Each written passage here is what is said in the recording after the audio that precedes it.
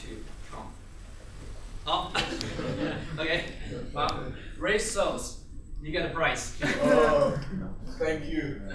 How many of you are here because you are so eager to hear what is going to be shared by the faculty? Good. A couple, two. Okay, take that. Okay, the rest of you, you can leave. No.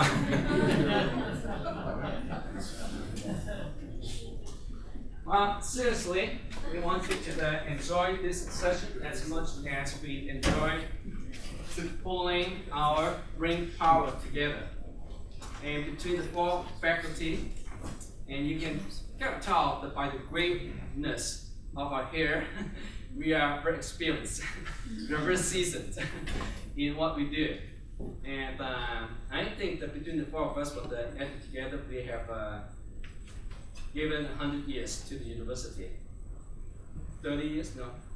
20? I'm teaching for 30, it's my 24th year. 24 years, 26? 27. 23? Oh, the young kid in the block of the alumni who happens to be our Teachers of the Year. Last year, teaching 18 So we multiply the number of years of service by 10. So he has been here for the 70 years, or something like that. Well, let's get down to the business. What is the word? Can you give a quick definition? Faith, you have any idea?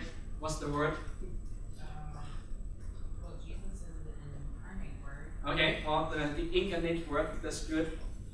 Well, 2 Timothy also tells us what the scripture and what it is and what's the purpose of the scripture. And we're not going to repeat that, but we'll highlight, okay, the purpose of this word is to allow us, to prepare us, to position us to do every good work. So the word is important. You've seen this picture. I am going to give credit to where credit belongs. I got it from the internet, but it's the St. John's Bible, which is why we are here, and the focus series has chosen the word, imagining the word as our theme. But here you can see what the illumination, but is what the John 1:1. In the beginning, there's the word, and the word became flesh, and it's Jesus, the incarnate word. Couple more. What about the marketplace? Missy, can you define the marketplace for us? It's a place where buying and selling. Okay, where buying and selling is happening. Okay, I have a bottle of water to sell. Who will give me $1 for that? 2, 3. Oh, we can't go up. Okay, what about say 75 cents? 50. 25, 10 cents. How about for free?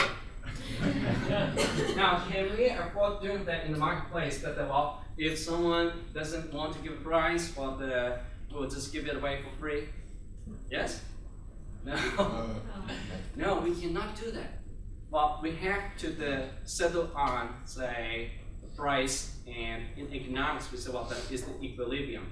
Well, the price and the quantity at equilibrium where supply and demand functions meet.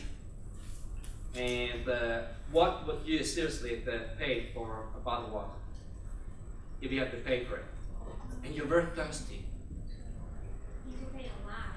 You could pay a lot, depending on where you are, but the vending machine charges $1.25. And we know that if you buy in quantity at Sam's Club, you can get it for, say, less than $5, and you get 36 of this. So we know when it's put in the vending machine, the added value is the convenience factor. It's cold and quenched by thirst. Right? Good. The marketplace. Anybody else want to give a quick definition of the marketplace? Does it have to be physical place, location? No. Can you give me an example that is not a physical marketplace? The internet, e-commerce. Okay, very good. We can go from a physical marketplace to a virtual marketplace. Let's look at some definition, a quick definition here. Well, marketplace, according to the Webster, an open space where a market is or was formerly held in a town. That's the traditional marketplace from ancient. The arena of competitive or commercial dealings, the world of trade. So the emphasis is about competition. So if I'm selling this water for $5 to Missy who really needs it, and I'm the only provider, she will pay $5. Whereas for here, Dr. Ruben Rubio is saying, oh, you know what, $5? I can make some money. I can let someone have it for $2. And it's also cold, so it's the added value. So this competition suddenly, is competition good or bad? Well, in the marketplace, there's competition. There's commercial dealings, is the world of trade.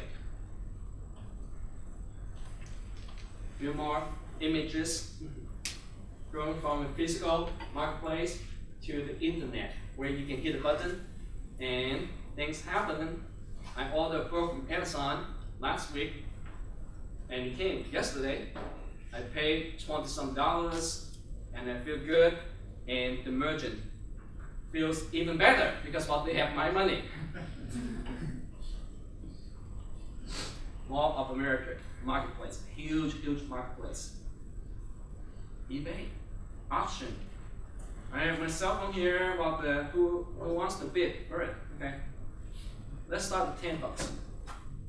15, 20, 25, 250, 500, 1,000. Wow, why are people wanting this more than what the value is? Well, the added value is it has all of my information.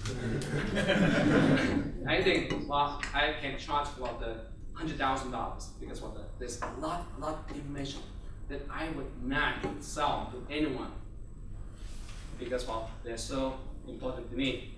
There's also information pertaining to the university that I don't want to suddenly make them available to everybody. But eBay is the marketplace. Well, you pay what you think is the right price. I like this image. And all the images I found them on internet.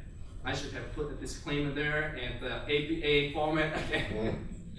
Retrieved on say Tuesday night at 11:45. That kind of thing. What do you see here? Isn't it a marketplace? We're not there yet.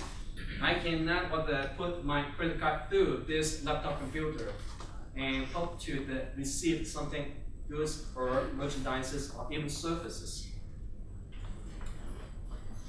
Can it be something intangible? We've been using examples that are more tangible. Okay? A bottle of water, cell phone, a nice hat. These are tangible services, even though there's no money exchange at the transaction. But we know that there's a provider, there's a recipient of the service. This transaction. Well, say the insurance company will be built, and the provider would receive, say, a paycheck at the end of the pay cycle, so that she can spend on other things that would meet her personal needs, right? That brings us here. All the professors are doing this. You think we'll do it for free? Some of us might, if we can afford. Well, how many of you know the last mayor of New York City? What's his name? Bloomberg, okay? Well, symbolically, he said that my salary is going to be $1 a year. Wow. It's worse than doing it for free. If I do it for free, I can brag about it. I got $1. And I have to pay tax for the $1. So, but by the time you pay tax, well, the probably is not worth it. But symbolically, it's about that I don't need the money. I want to make an impact. Well, us professors here, we still are doing it. Not because of the paycheck, but without the paycheck, I don't think that we can afford being here because of this a huge opportunity cost, right? If I don't come in and teach, I can sleep on the couch, or I can go do things with my wife, go shopping or whatnot. But there's a opportunity cost as such that we need to be paying each individual equitably. We have prepared you as professionals, right? No matter what you're doing. Quite a few of you are in the business school. Some of you are in different disciplines. What if we are telling you today, well, when you go out and work, you have to do it for free. Well, many of you will say, oh, if that's the case, why am I spending, say, the $100,000 on education? You say, I'm not going to get a return on my investment. Make sense? So, that justifies that we get paid. But we don't get paid like, oh, so everyone is getting 6-digit income here. No, that's not the case. In fact, if you go around, not just the business school, talk to the professors, you'll find out that many of us came here experiencing a pay cut. But what brought us to here is something more than the paycheck. It's the ability to interact with you in and outside the classroom. Having the ability to help shape the character of the next generation and prepare you for something very important. Because we need good people like you in the marketplace. You don't have to be a business person to be shining in the marketplace. You can be an educator, K-12 educator. We need you. And there is the transaction, even though you're not collecting money from the students. But in a way, say there's a transaction, there's an exchange. What would it be like if the marketplace is without the word? Can someone quickly chime in? What would it be like if the marketplace that we've defined it is without the word from God, the incarnate word, teachings from Old Testament and New Testament?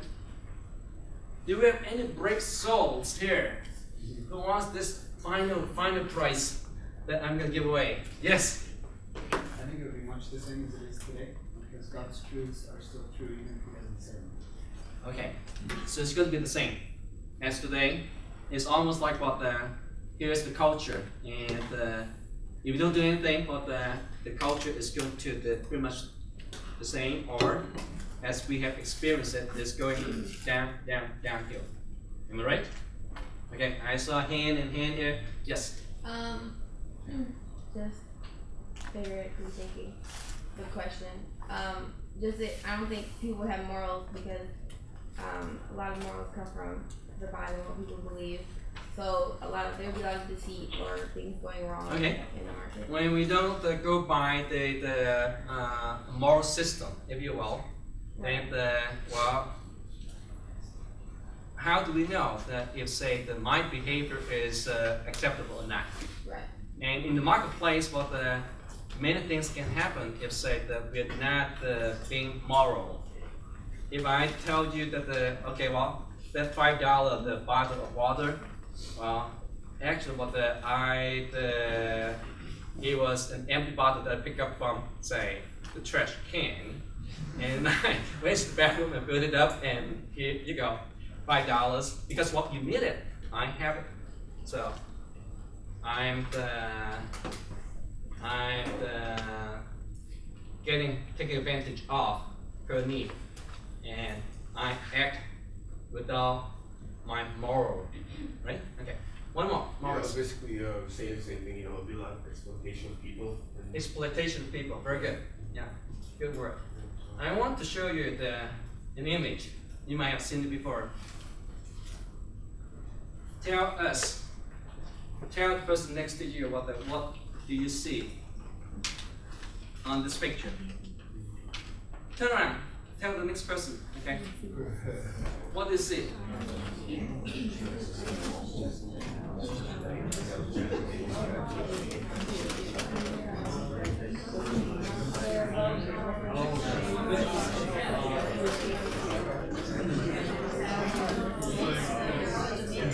Okay, stop. Okay, who wants to tell us what you see on the picture? Okay, Jessica? It looks like, he's trying to get her to pay more, and she's trying to pay less by listening. Okay. I'm going to be an English teacher. Who's he? Can you define he here? The business owner. Oh, okay. So you're defining him as the seller, Yeah. the owner of this business. It might be what he's selling meat, like meat vendor. Okay. Okay. Anybody who wants to add to what Jessica just shared with us? Yes, sir. They're pretending to be innocent. They're not acting like they're doing anything wrong. They're waiting to see what the scale says. Yeah. Okay. Very good. They're pretending that they are being innocent. If I am able to get more out of this transaction, I'm not acting immorally. It's just about the scale, whatever the scale tells us. If the chicken is going by the pound, say $2 a pound, and if it says about 5 pounds, but the price should be $10. Okay, we're only seeing one side of the relationship based on what Jessica said, and then what Dr. Rubio said was that both parties are trying to act like they are being innocent.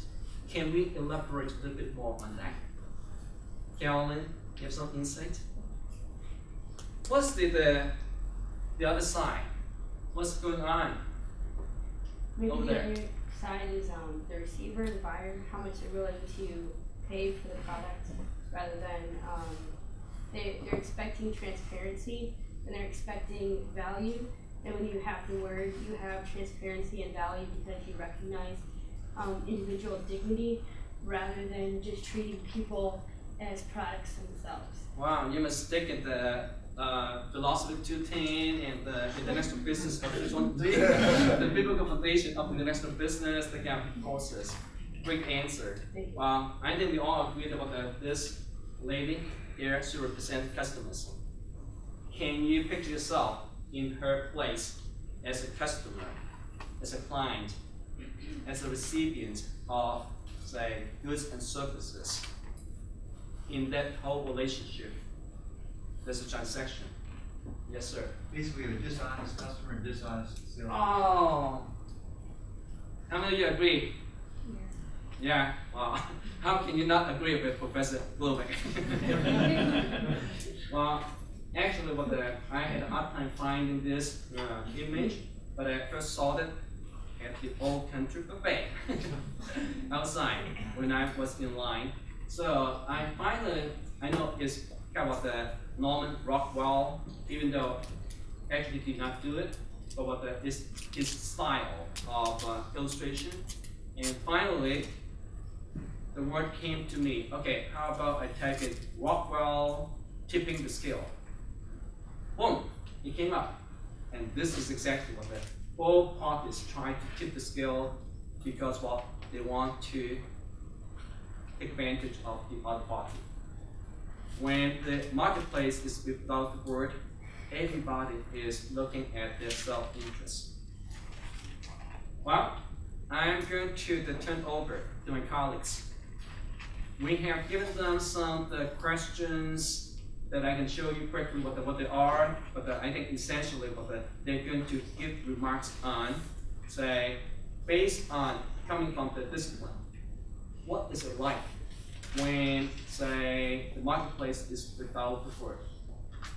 they'll give you examples, they give you the biblical references, they'll talk about the scenarios where, say, the word is not in existence. What would it be like? And they might not even require, say, us to the highlight, okay, we are Christians, so we don't do this. But even in the secular world, there are rules of God that is in working. The rules of God is what all the place, and if you break those rules, what the bad things would happen. And Dr. Britton is not able to be with us. He's in Detroit, but we have Dr. Wilbeck, Dr. Knight, and Dr. Lewis. How about we go with this order? We'll invite Dr. Wilbeck to come in and take that seat, and he's going to have about 8 minutes to address some of the topics that we have given them in the text. And you may see the slides coming up. Yeah, let's go. Basically, we're talking about marketplace, we're really talking to me about serving others. Because really, we're talking about services or goods, trying to find out ways to serve others. One of the first things we see is in Galatians 5:13, it says, we should serve one another, not be self-centered. If we didn't have the word, everybody would be very self-centered. Talk to someone today, you have to be from China, and they say everybody there is encouraged to be dishonest and look at themselves. When you do that with the whole culture, you have some issues. And that's becoming more and more like we are here. But really, the word is what makes a difference, where people actually realize the importance of being truthful and being other-centered. I think if you look at the Bible, isn't it the main thrust of what we see in the Bible? We're also told back in Genesis, Adam was told to work. It's referred to over in chapel today. Basically, in Genesis 1:20, he was talking work you have rule over, take care of the whole earth. So we can see one of our directions as far as the marketplace, we are to work. We're to do it with serving others. A good illustration would be the Good Samaritan. We see that back in Luke 10:30-37 with the Good Samaritan. Again, sometimes serving those we would normally serve. Isn't that the situation with the Good Samaritan? It was kind of a surprise because the one that should have been serving were the first two that passed by. They weren't the ones serving, but the Good Samaritan was. The same application comes, serving those that have needs and reaching out to those that have needs. If we do that well, we take care of a lot of the workplace issues. Also serving others, we see that in Luke 22:26-27. But he was greatest among you, let him be the younger, or the lower, if you will. And he is chief, let him serve. But I am among you as he that serveth. Christ is speaking. What happened in the Lord's Supper? He went out and washed their feet. As we thought about before, any of your feet today are far cleaner than those feet would have been. Basically, they walked in sandals in dirt roads, and the roads also had animals in them. You can do your own calculation what kind of filth they would have on their feet. And most of your feet probably don't look anything like that. He got down and washed their feet. I don't get it. It'd be more explicit. He got down and washed their feet, so it shows he was showing this attitude of service. And what did Peter say? You're not going to wash my feet. He said, I don't. You're not going to be part of me. So I think it's important for us to realize we're serving other people, having an attitude of service. In fact, there's a segment of man talks about servant leadership, and there's a whole culture built around that, even within the secular realm. The fact that if we serve others and do it well, the business will succeed. So really, we're seeing that. If the word is applied, if it's not, of course, we don't have that. One of the things, that if we do not have the word, then we have a lot of self-interest. Illustration would be the rich man. Remember the rich man? He said, these barns aren't big enough. I'm going to tear them down and get new, bigger barns. What did God say? He said, tonight your life is required of you. And he died that night. We also see the other rich man with Lazarus. Back in Luke 16, when he was alive, he had all the wealth, and Lazarus was underneath his table, just getting the crumbs that might have fallen off the table. Not a very good situation. He had sores and everything. When he died, now we see a difference where he's saying, bring just a touch of water on me. Again, he's being very self-centered. Even in death, after he's dead, he's still thinking about himself. He said, assuming Lazarus has no value, have him come down with his time and spend time helping me. So we can see a contrast. If you don't have God involved, that's what you're seeing is people looking out for themselves rather than looking out for others. It's a big contrast. And unfortunately, if we don't have God in our lives, it's easy for us to become very self-centered. If we do that, then things don't go very well. We can also see the importance of diligence. We see that back in Proverbs 10, where it says, he becometh poor who deals with a slack hand, but the hand of the diligent maketh rich. He gathers in the summer as a wise son, but he that sleepeth at harvest as a son causes shame. So it talks about the importance of diligence, working hard. The marketplace helps us determine that, the value of something. If we have more skills, we're recognized for that. Less skills, we don't get the same kind of income. Also Proverbs 12:27, the slothful man roasteth not what he took in honey. So he honey got something in him by the roasting it. He says, but that substance of a diligent man is precious. So one who's diligent is very careful to use what he has well. Because he used what he has, he does very well for himself. Proverbs 13:4 says, the soul that sluggard desireth and hath nothing, but the soul of diligent will be made fat. He's just talking about the fact, if we are serving others well and being diligent about it, we'll do very well for ourselves. If we don't, we're going to have the hardship that goes with it. Two illustrations would be Joseph. You see Joseph, he was the celebrated son, the firstborn son of the wife that his father Jacob really wanted. Got a coat of many colors, his 10 older brothers didn't, and he even had the audacity to say they were going to worship him. So what happens? God says, I want to use you, but first thing you have to do, you have to learn how to serve. Because he was kind of the center of attention prior to that. So he sold as a slave. He sold as a slave, he goes and spends time down in Egypt. What was it? The natural thing to be? I'm down here, nobody else knows about it. I'm just going to complain all the time and do as little work as I can. Instead, what did he choose to do? He worked very hard. Pretty soon he was in charge of everything his owner had. God said, I don't think you're quite ready yet. I want to try something else. So he's wrongly accused. He ends up in prison. What happens? Pretty soon he's running to prison.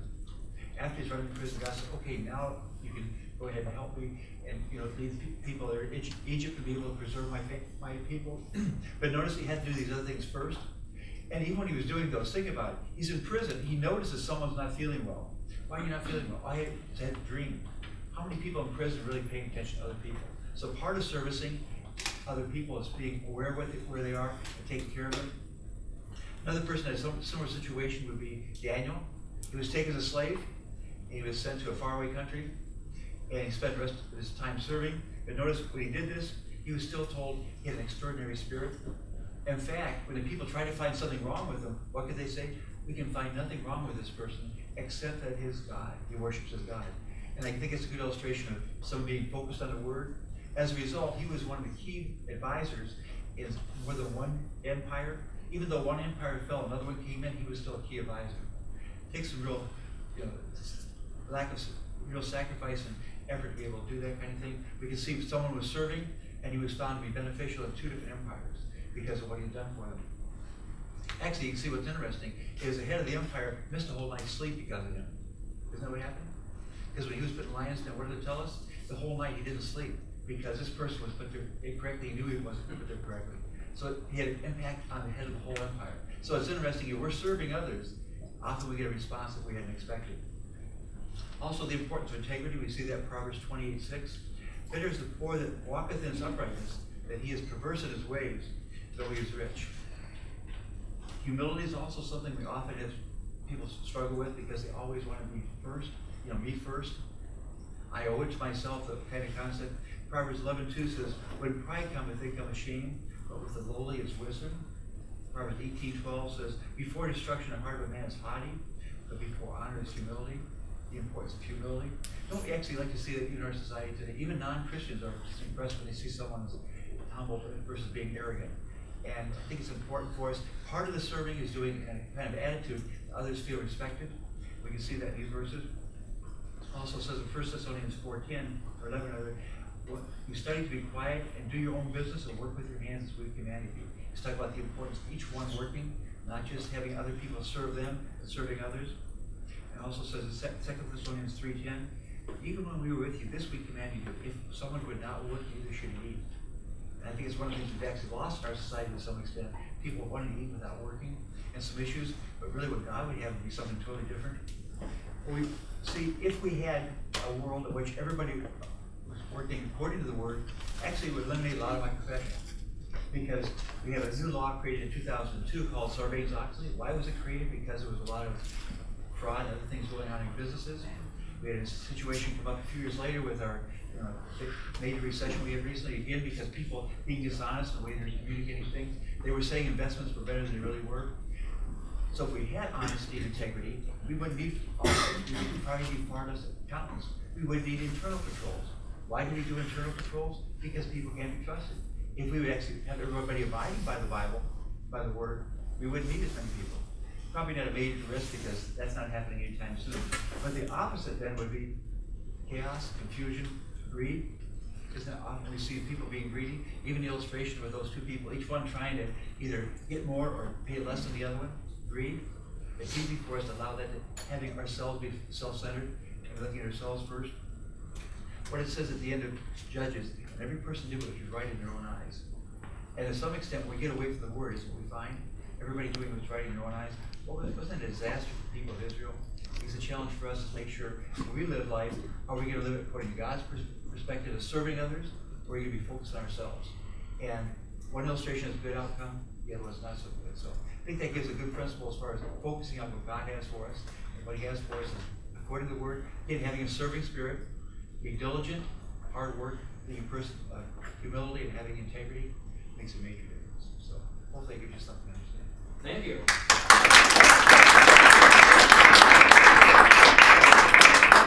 Our next is what Dr. Alan Knight, representing marketing, advertising, PR, entrepreneurship, the list goes on. Leadership. So we had a marketplace definition earlier, and maybe just for you to give some thought to this, a location where two or more individuals, you see, can exchange a value for the objects you have or services that you have. And here's a couple of things to add to maybe what we've already heard. That should be a mutually satisfying exchange and one that is done freely. So freedom of choice. So let's think about that. That's really easy. So the good side of it is we can exchange what we have done because we are different. And we both can be better off. The bad side of that might be is if we don't have a framework as creatures, that we can also do something bad or wrong or hurtful, and that's a definition of sin. And so how do we get around that? What are the framework of principles then for our interaction that allows for mutual satisfaction, okay, freely exchanged? We need some system. That's what the Word offers us, is a moral framework. And I think the context is based all the way from self, all the way into community. So if you think about us operating as individuals, how do we operate? And then how do we operate in a larger context of community? Now the framework we find from the Word, right, it has some prescriptive rules. But for some of you who've done some of my classes, we love to tell stories, right? The Bible contains lots of stories about the failings of human beings. So it's not as if everything is perfect. We know we have fallen short, but we learn from these lessons and these stories because we can compare them back to our prescriptive rules. And then ultimately, what the New Testament, the New Covenant, talks about having a relationship with Jesus. So that's the framework that the Word provides us with. I was listening to a lecture this morning. You want to know what I do for fun? I listen to lectures. I realize it may not be fun for you, but I listen to lectures as well. And the lecturer was talking about these characteristics we hear about of virtues. And we'll talk about the spirit. He was talking about the spiritual virtues, which are what? Faith, hope. If you're an old King James person, charity, right? Faith, hope, and charity. That's the way to live successfully. I think I sing that song in some of my classes. But another word for that is love. But he pointed out that faith is more than just belief, it's action. So we go back to that root of creativity and markets. Okay, what is our action? It starts out with a belief that becomes action. What is our hope? It's not just something in the future, but it's about possibilities for today. And then love is not just about relationships, it's about ultimately serving others, as Dave mentioned earlier. And so that fast forwarded me from those three virtues that we find in 1 Corinthians 13 over to what's been one of my life verses for several years. I'm old enough to have lived a couple of lives, but at any rate, we are ambassadors. We are agents for Christ. So think about the Creator, think about our creativity, and we are His agents, it says in 2 Corinthians, because we are Christ's ambassadors. So another foundation. And then another verse, Colossians 3:23 says, whatever we do, who are we to be doing that for? For our boss? For someone else? What's our frame of reference? What's our perspective? We're to be doing it as if we're doing it unto Christ the Lord. Think about how perspective changes, how all of a sudden, we assume certain responsibilities and actions. If we go back to that faith, hope, and love idea of virtue, if we're doing all this for Christ to advance the kingdom, when we engage with others. So all that leads down to this focused approach that we talk about is servanthood and stewardship. The servanthood part is serving others with our creativity, right? Have you ever heard of this before, Caleb? You could have delivered this today, couldn't you? And stewardship. Because of our creativity, the one thing that we don't have is we don't have infinite of anything, do we? In and of ourselves. We have creativity. And so that means that limited resources, those of you who love microeconomics, what happens? Those have to be allocated. And in order to allocate those appropriately, we need to steward those resources. So servanthood and stewardship. I think then, when I looked at some applications, we can think of particular applications in our own lives to this. I was reading something a little while ago about Esther. How many of you have ever read the book of Esther in the Old Testament? Wonderful story. What's missing in the book of Esther? God. Well, what's up with that? Well, you see, Esther was grounded. She found herself in a situation, almost seemed as if God was void. He was not present. And yet, because of her understanding of her heritage, her Jewish heritage, she would have been familiar with the same stories we're familiar with from Genesis. God, the Creator, giving her gifts. And what did her uncle encourage her to do? He said, it is this day that maybe you have been born for, to save my people, to save the Israel people that were in the kingdom at that time. And she did that. She risked everything. And I think that goes back to, I'd say, how does that have to do with markets? Well, it has to do with this idea of leadership and living virtuously. And she was in the marketplace because she was willing to give everything she had for the service of the kingdom. And that ties back around with who are we serving? For me, that's how that all ties together. So maybe it'll leave you something to think about, all right? Thank you. Thank you.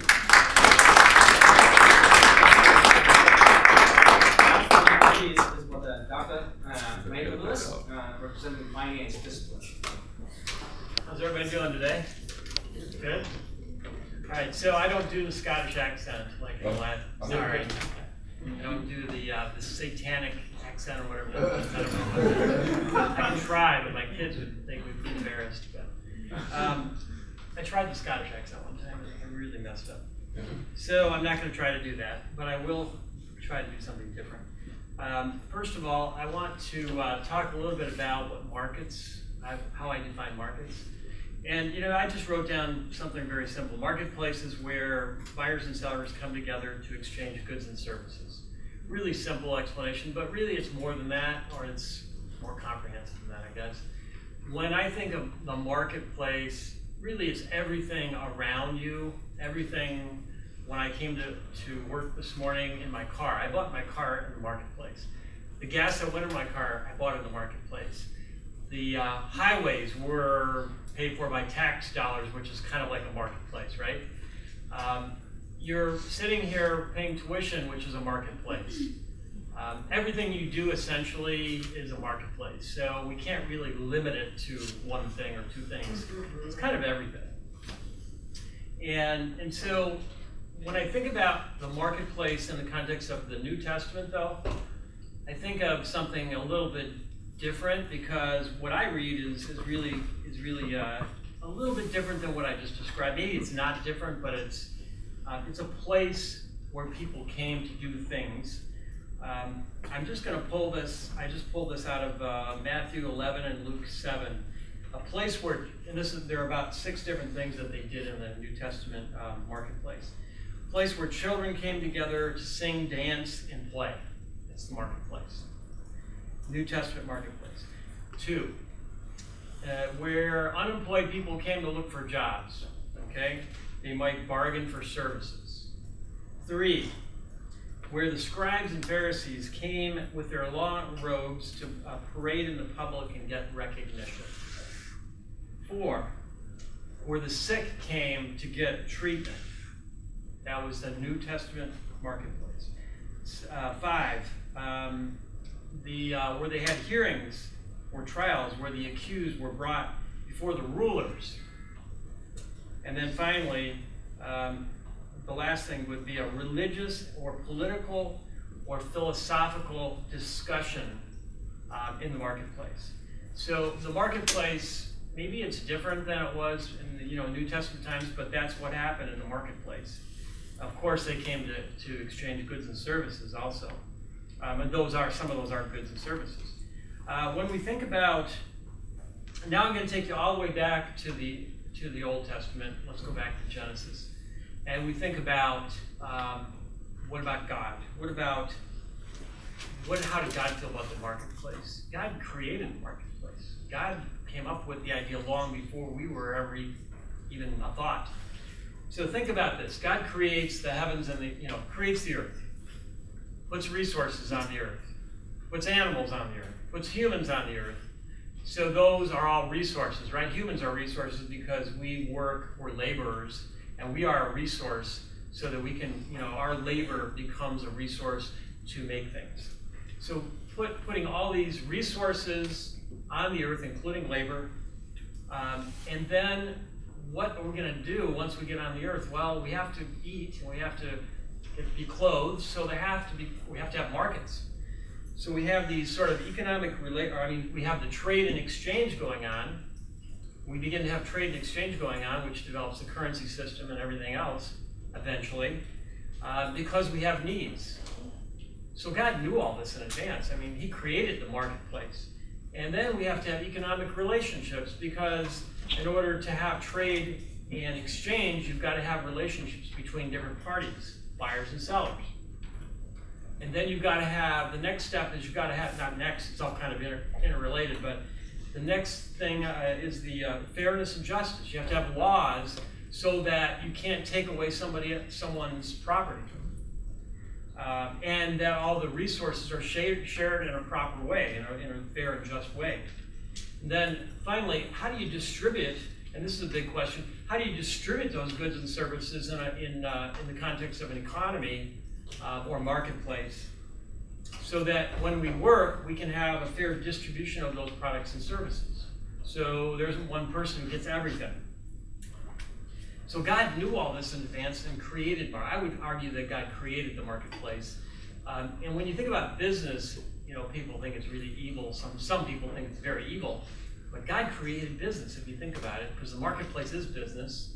And that's kind of, and the idea that business is evil, business isn't evil because the marketplace is evil. Business is evil because the people that make up the marketplace can be evil. And that's where we lead into with the word or without the word. So what would the world look like if we didn't have the word? If we didn't have the word, it would be total chaos, I think. You couldn't trust anyone. We already have 3 times more lawyers than the UK. We have the most lawyers, more lawyers in the United States per capita than any other country in the world. Why do we have so many lawyers? Because nobody trusts anybody. So that's what the world, it looks kind of like, I think somebody said it looks like, who said that? That the world without the word looks like it does today. Who said that? Somebody, yeah. I kind of agree with that. Because, I've been to many different countries and I see the marketplace is very similar to the way it is in the United States and other countries that are with God or without God. Christian nations or atheist nations, the marketplace is very, very similar. Now, we have more lawyers. We're a Christian nation. We have more lawyers. What does that tell you? So what would the marketplace look like with the word? Well, you wouldn't need lawyers. You wouldn't need contracts necessarily. You might need contracts just to keep things straight. But you wouldn't really need to worry about someone cheating you, right? Yeah, if everybody abided by the word. So and people would there wouldn't be any poor, would there? Because we'd be treating people, we abided by the word, we would take care of the poor. There'd be no poor. You would have essentially an economy, this wonderful, almost like a heavenly kind of situation. So let me finish with this then. I will take you, before I give you my kind of final verse to guide you through my thoughts. If there's a marker, we put a marker. No, there's no marker. Yeah, there is. You know, marker. Who's the man behind the curtain? All right, so you're born here, and you die here, and who knows what's over here? Well, that's depending on, you know, that's heaven, let's say. So we've got heaven out here. So the question for you should be, are you living when you're born? You only know from this time frame forward. So when you're born, are you living for this time period, or are you living for this period out here? What are you living for? And that will help you decide if you're going to live by the Word or if you're going to live without the Word. If you're living for this, then you're living for yourself. You're living for your own needs. You're living for all the things that we can accumulate in life to make, to take away the boredom. Maybe that's kind of following up on the last lecture we had. Following up on the boredom, so we only live for that period of time. So my dad, I'll use my dad as an example. When my dad was an accounting professor. My dad lived for his family, and he lived, he was a man of the Word. He read his Bible, he followed the Word. When he died, I remember the moment he died, and he came up, he was in a coma for a day, and then the doctor said, well, he's never going to come out of this coma. Well, he did for a moment. He came out of the coma, and he looked up at the corner of the room, and he couldn't move for like a day, and he raised his hands up to the ceiling like this, and he had the biggest smile I've ever seen on his face ever, and he died. And that was it. Just like that. And I thought to myself, there's an example of a person who lived for that period out there, didn't live for the current, or for the time between now and death, but lived for that period of time after death. And then finally, in the movie It's a Wonderful Life with Jimmy Stewart, when I think about business and think about banking and bank runs where people scrambled to get their money. Some people wanted all their money out of the bank, and some people were just willing to take what they needed to get by. Remember that?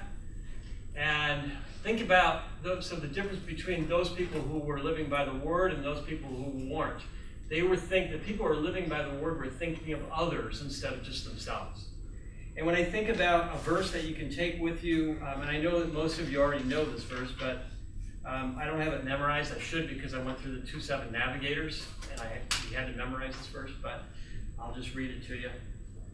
Do nothing out of selfish ambition or vain conceit, but in humility consider others better than yourselves. Each of you should look not only to your own interests, but also to the interests of others. Philippians 2:3-4.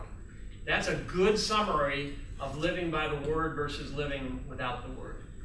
If you live by that verse, then you will be successful in business because you'll be looking out for others, including your customers, including your other employees, and you will be the one that'll get the promotions because you'll be the one that people will say, yeah, that person is looking out for others instead of himself, him or herself.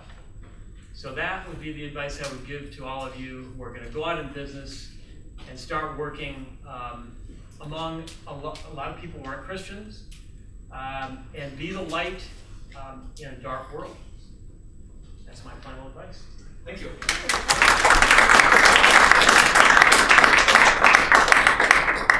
We have time for the Q&A, but I wanted to just interject a thought here as Dr. Lewis was talking about the New Testament marketplace. I can see different majors, education majors, they are future professionals. I can see social workers. I can see we are going to have a nursing program, medical staff, personnel. We have philosophers, ministry majors. They're all gathering in the marketplace. Each is playing a significant role. I mean, not just saying this is for business majors. It's for everyone. We convene in the marketplace for a good reason. So let's open up the Q&A. I don't have anything else to give, but just do it for fun of. Yes, please. Not so much a question, but my own perspective on it, I guess, is that I was in the Navy a few years ago, and I got the opportunity to go visit different ports. And so, what do sailors do once they hit a port? They go to the closest bars, they go do whatever. So I started thinking that I can't do that because even though I'm not in uniform, I am still representing the nation of the U.S. to these other countries. And when they see all our sailors going to bars, that's what they think America is. That's their only opportunity to witness Americans in action. And so I started thinking, I can't do it for that, and not only that, on top of it, I'm a Christian, and I'm representing the nation of God. And so I'm representing my fellow Christians, my brothers, my sisters, and I can't afford to be seen going into these because that will reflect from my fellow sailors what Christians will be like. And so it kind of got me thinking of when I'm in the workforce, when I'm in school, when I'm doing this, I'm wearing an invisible uniform. That even though it's not physically visible, it's still reflecting back my king to them. And when they look at me, they're going to think, oh, Jesus is someone that goes in bars, or Jesus is someone that does this, does that. And for the other's sake, I can't afford to follow certain pleasures that I might want to do. Thank you. You should be sitting here. We are all the Christ with the skin on. Thank you. Other questions, comments, observations, reflections?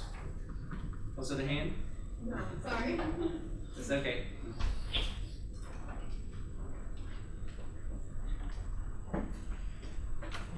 23 years ago when I came as a young professor, I have a mentor who said, well, after you ask the question, don't just jump to answer your own question. Give 10 seconds. If still there's silence, okay, you can move on. So I'm going to count. Anybody? Okay, well, that's all right. You must be very happy with what you have heard from our professors. Let's wrap things up. We are staying between you and lunch. Imagining the marketplace without words, because Jesus was to cleanse the temple. We all know that. Well, sometimes we think, oh, maybe he doesn't like the marketplace. That's not true. And the marketplace was brought into the temple for one thing, which is the house of God, which is used for prayers. And two is what there was ungodly things that was happening within this context. People were cheating one another, and well, God said, well, offer me the unblemished animals. But what the vendors were selling blemished animals, sick animals, to people who are coming to worship. And so that's one thing. But can we imagine the marketplace with the word? I can find a better image than this. Wow. Where does this image come from? What does it remind you of? Another Revelation. Revelation. Okay, well, the New Jerusalem. And wow, the lion and the lamb. You don't see them often in one place. But what if the marketplace is with the word, we are experiencing heaven. When Jesus prayed, taught us how to pray, so what thy kingdom come, thy will be done on earth as it is in heaven. It's a prayer. It's also a vision that when everything is going by the book, His word, we have His kingdom in our midst. The final couple of thoughts is what I think that we have touched on that.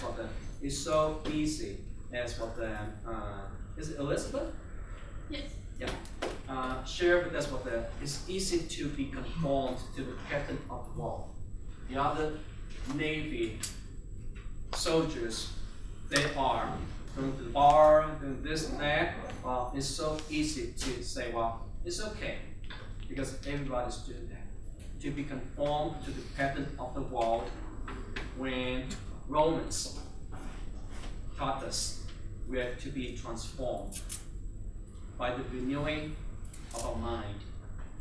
And how does it start? Well, it starts with this word. Our mind needs to be renewed. Our mind has been damaged, if you will, because of what's happening around us. But we need to be renewing our mind, and it starts with this word.